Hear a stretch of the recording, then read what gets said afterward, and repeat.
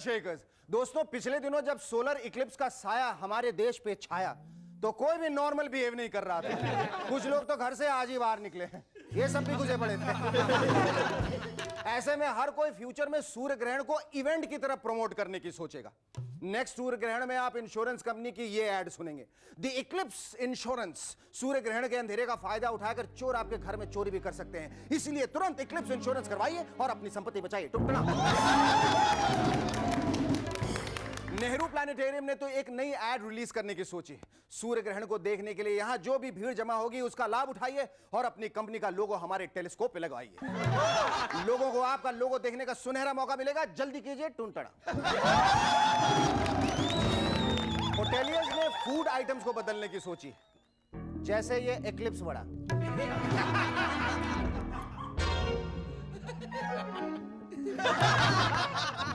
अगर आप सोच रहे हैं कि बाकी का वड़ा कहां गया, तो वो इक्लिप्स में छुप गया। और तो और अब डिजाइनर्स भी पीछे नहीं रहेंगे। मार्केट में एक नया प्रोडक्ट होगा, जैसे कि सन इक्लिप्स जीन्स।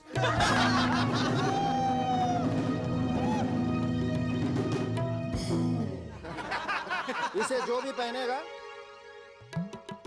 उसके चरित्र पर ग्रहण लग जाएगा।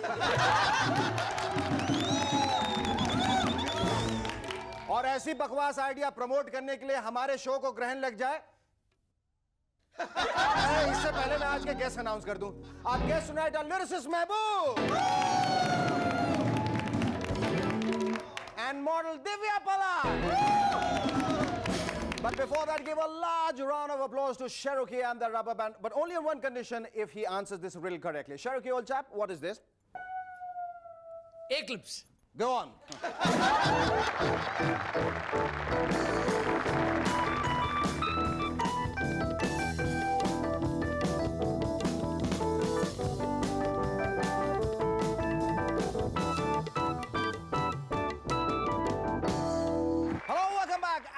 And you watching MNS। दोस्तों, इलेक्शंस नजदीक आ गए। अब पहले तो पॉलिटिकल पार्टीज आपका हाथ शेक करेंगे, फिर आपका confidence.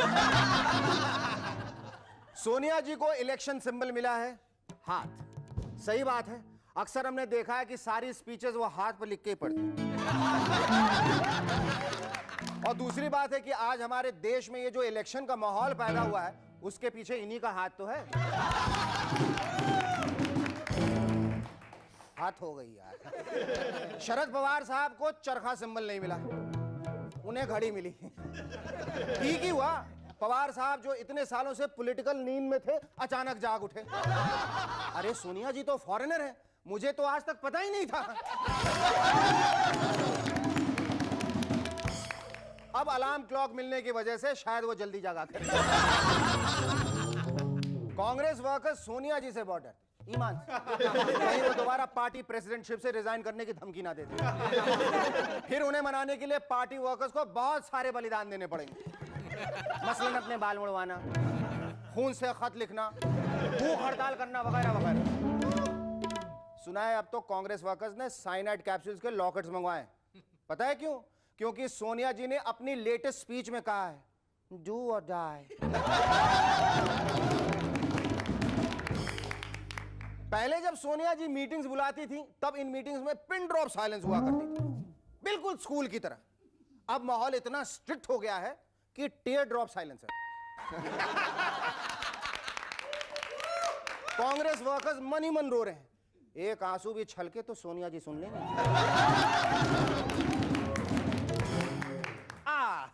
Now coming to our favorite topic, Lalu ji. जब हमने पूछा, लालू जी क्या आप पीएम बनने के लिए सूटेबल हैं, तो कहने लगे बट। अरे ये बात हमको क्या मालूम, ये तो हमारा दर्जी ही बता सकता है कि हम सूटेबल हो या नहीं, क्योंकि हम तो आज तक सिर्फ कुर्ता और पजामा ही पहने।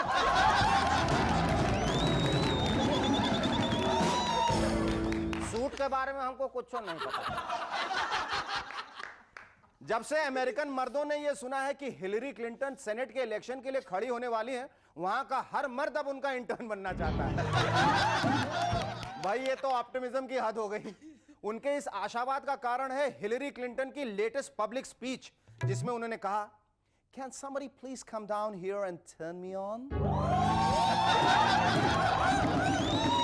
अरे नहीं भैया, ये ऐसी वैसी बात नहीं, हंसने की बात नहीं है। वो दरअसल माइक की बात कर रही थी। वो तो अपना शुरू ही भी करता है।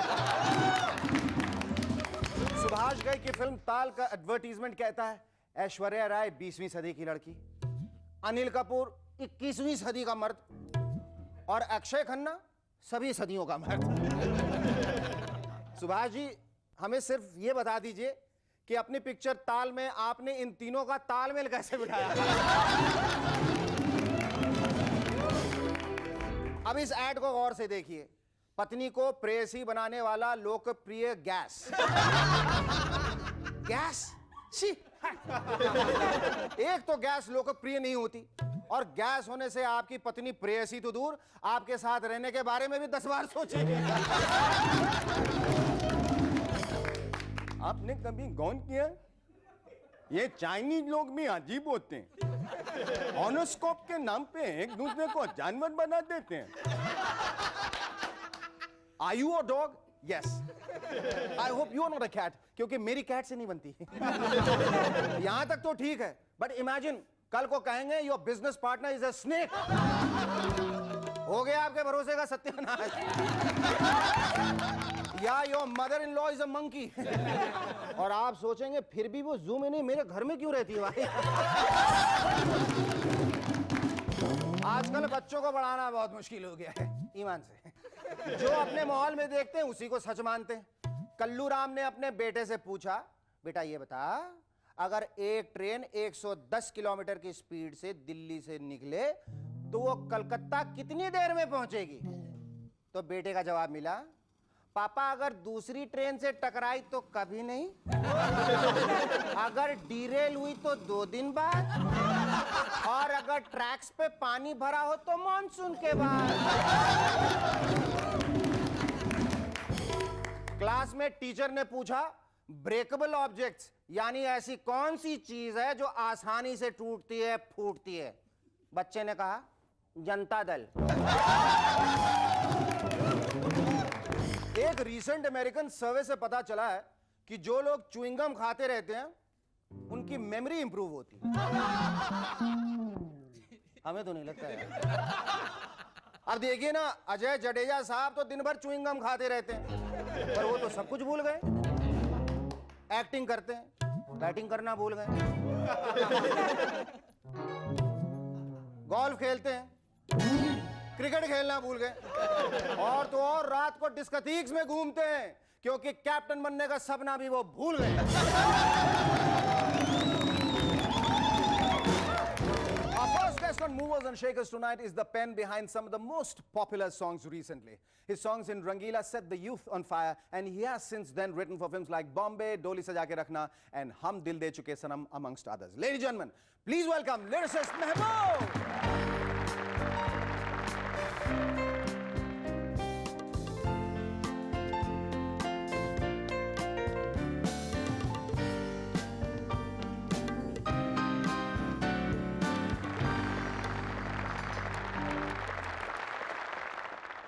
पहली बात तो ये बताइए महबूब साहब कि आपने अपने अजीज मछलियों के साथ इतनी दगाबाजी क्यों की? मछली जो आपकी मीत थी उनको छोड़ के आपने गीत लिखने शुरू कर दिए। नहीं, वहाँ बैठे बैठे मुझे उनसे बड़ी बड़ी मछलियाँ मिली।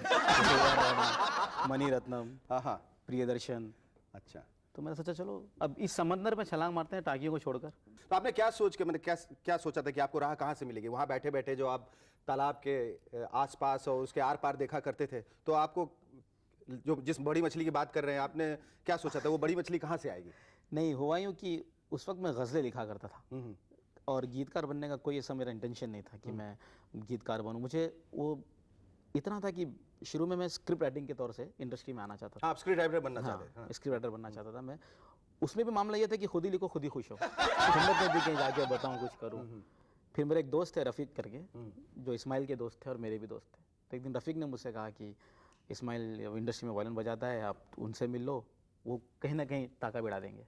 तो ये शुरुआत कहाँ से हुई, कैसे, मतलब राम गोपाल वर्मा ने जी, रामू आपको जी- ढूंढ निकाला वहां से? रामू जी से जब मेरी मुलाकात हुई तो उस वक्त उनका प्रॉब्लम ये था कि द्रोही बन रही थी, उसमें पंचम दा का संगीत था और कुछ वजह से, वो मैं नहीं जानता क्या वजह थी, लेकिन वो जो लिरिसिस्ट थे उस फिल्म के, उनसे उनकी कुछ तकरार थी। अच्छा, तो उन्होंने कहा कि तुम एक गाना लिख दो, आखिरी गाना बचा है। मैंने कहा ये नेट प्रैक्टिस है, बिल्कुल पहला मौका। लेकिन नेट प्रैक्टिस आपने पहले नहीं की थी, वो डब्ड फिल्मों के गाने जो लिखे थे? वही मनी- वही वही वही यही। अच्छा, फिर मैंने द्रोही में एक गाना डब लिखा, हाँ हाँ, फिर उसके बाद रामू जी का एतमाद बढ़ा, फिर उन्होंने हैरान फिल्म दी जो शौनक शर्मा उनकी एक फिल्म थी तमिल में, तेलुगु में, फिर उसके गाने मैंने सारे गाने लिखे।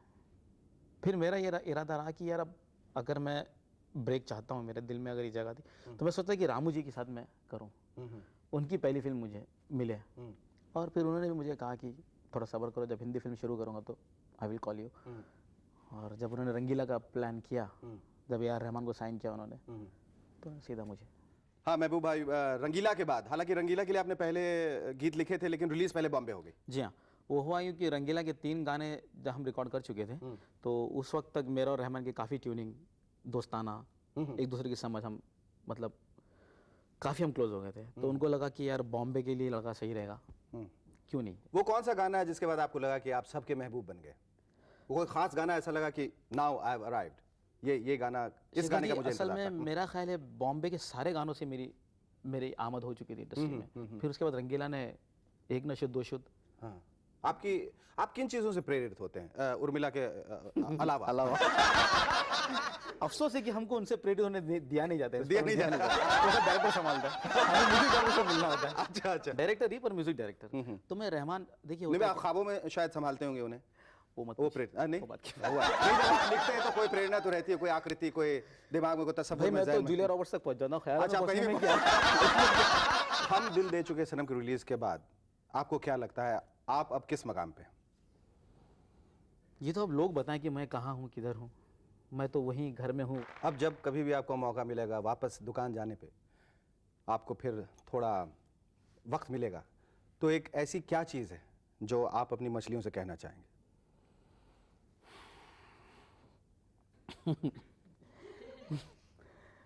बस ये कहूँगा कि अब मेरी सक्सेस देखकर ऐसे तैरते रहो, ऐसे मत हो जाना। देखिए मछली की कीमत कब तक है, जब तक वो ऐसी है। जहाँ वो ऐसी भी तो उसकी कीमत भी नहीं। तो उनसे ये कहूँगा कि अब खुशी में भी मत मरना, बस यूं ही तैरते रहना। बहुत thank you so much. Our second guest on Movers and Shakers tonight is a gorgeous model, actress, singer, and a playwright, all rolled into one. Ladies and gentlemen, please welcome Divya Pala.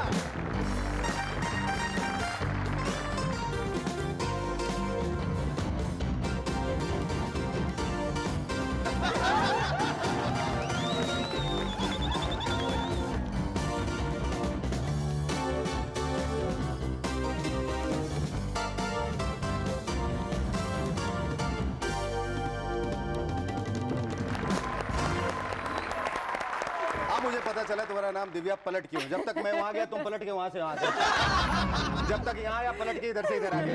हाँ, वही तो बात था। वैसे तुम्हारा सही नाम दिव्या पलट की जगह मेरे ख्याल से काया पलट होनी चाहिए, क्योंकि शो बिजनेस में आके तुमने शो बिजनेस की काया ही पलट दी।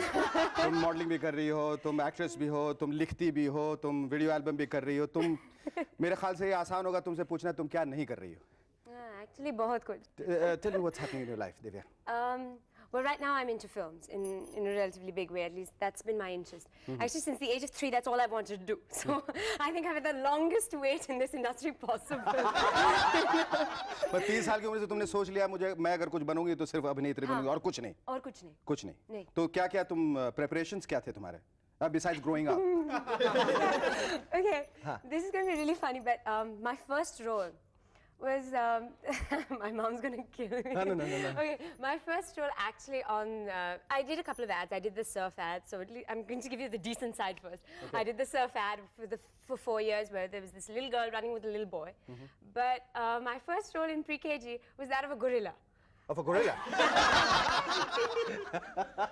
दिव्या ये बताओ तुमने फिर कैसे डिसाइड किया यहाँ आकर मतलब शुरुआत करने की? And you done the Coke ad as well, and you know that's. So you?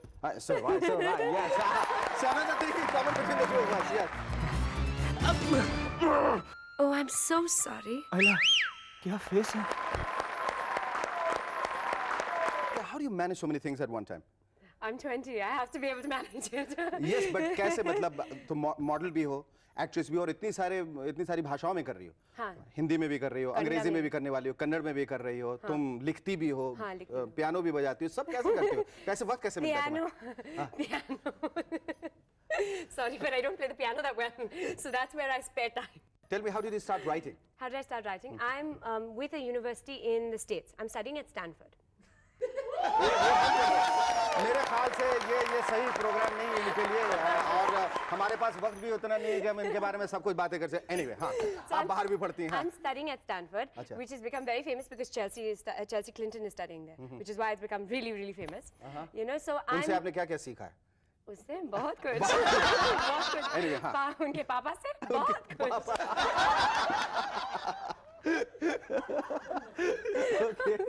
Sorry. So at that point, we had to start directing a play. Okay, that was a course which I was doing. I'm doing a double major in drama and math. So the course was direction. Thank you. Okay. So the course was direction. Instead of getting somebody else's work, I said, let me just try and write. And I got an A+ on that course. Wow. And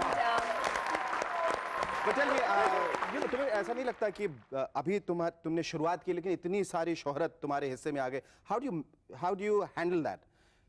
मतलब कोई अभी बड़ी film तुम्हारी release नहीं हुई. Which is the big film which you are doing? चल मेरे भाई. चल मेरे भाई. हाँ. तो इतनी सारी चीजें तुम्हारी जिंदगी में यहाँ आके हो गई हैं और इतनी सारी शोहरत तुम्हारे किसी एक पहले रिलीज के पहले ही ऐसा हो गया. तुम उसको हैंडल कैसे कर रहे हो? Actually, I've wanted this all my life. So I don't see it as a big thing because this is a job and I love it so much that I respect it more than, you know, and I don't want to hurt it in any way. Tell us quickly about the plays which you have Sound done. of Music, where I played Lisa at the age of 15. I was turning 16 at that point. Sita. Sita. Legend of Ram. And you're my Ram. Yes. Sita. And French Cuckoo, which was a farce. It was a French comedy. I did a serial in between, Captain Vyom with Ketan Mehta. Wow. Yeah. And now I'm writing these 4 plays to put it up and get them published. But I want to produce and direct these ones. Great. Divya, thank you so much. Here's wishing you all the best for all the things which you are doing and much more. Thank you so much. आज का यह खत भेजा है सुनील रेगे ने बेलगांव से. लिखते हैं, एक बार सब बिहार वालों ने तय किया कि लालू जी को अंग्रेजी सिखाएं. लालू जी को इसीलिए 2 महीने के लिए इंग्लैंड भेज दिया गया. 2 महीने के बाद लालू जी वापस आए. राबड़ी जी और बाकी लोगों ने पूछा, लालू जी अंग्रेजी सीखा कि नहीं? इस पर लालू जी बोला, हाँ बिल्कुल सीख लिया हूं. राबड़ी जी बोले, कुछ अंग्रेजी बोल कर दिखाइए ना. लालू जी बोले, स्मॉल में बोलूं या कैपिटल में?